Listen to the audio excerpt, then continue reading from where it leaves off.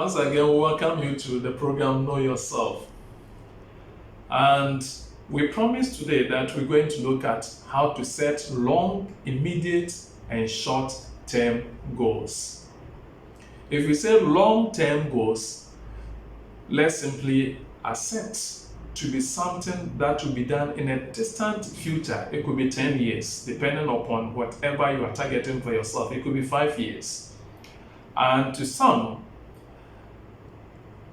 that long thing that you want to do, you break it down to the medium. You break it down. So we have the medium and then we have the short term.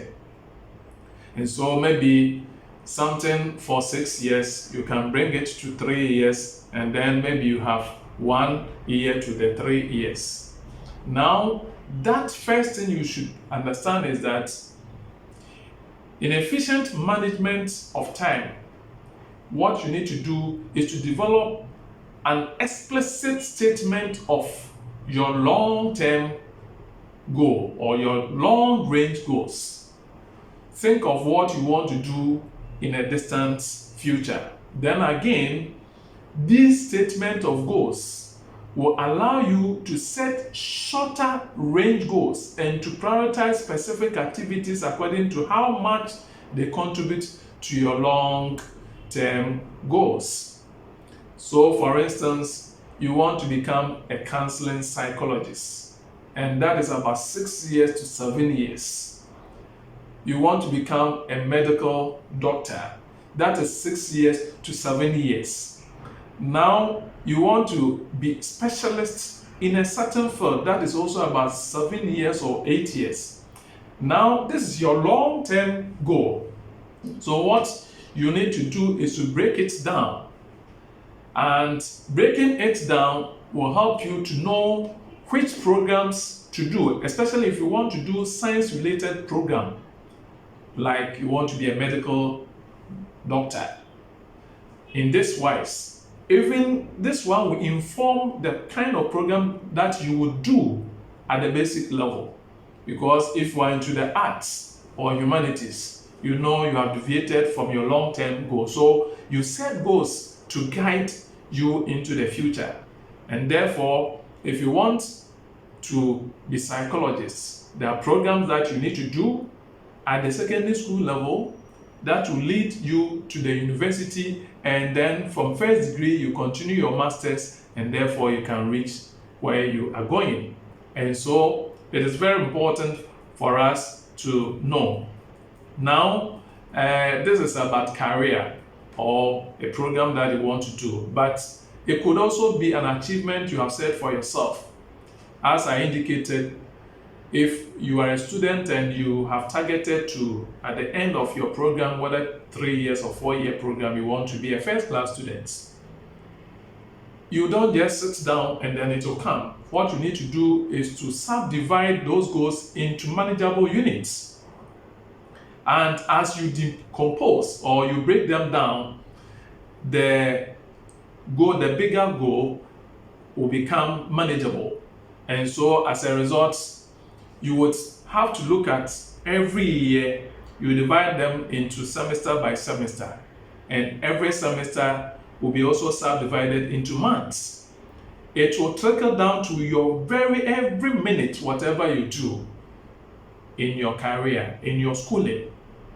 Again, if you are a worker, and you should be called a best worker, someone that people will look up to at the workplace. It doesn't just come per chance. Someone has targeted to reach the maximum ranks ever at the workplace. You don't sit down and every year or when the time comes, you are promoted. You should work towards it. And so you don't wait until 11th hour. Someone can make it his life goal to get to the very top of his ranks.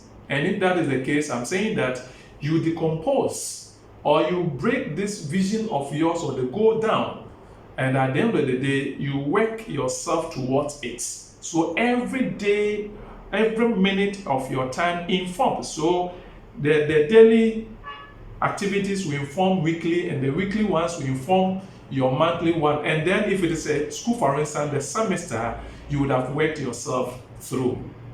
And so we are saying that, yes, you should have a long-term goal. In 5 years, in 8 years, I want to do this. Try and break them down to a medium-term goal, and then you bring them to the shorter term, and then short-range ones, as I said.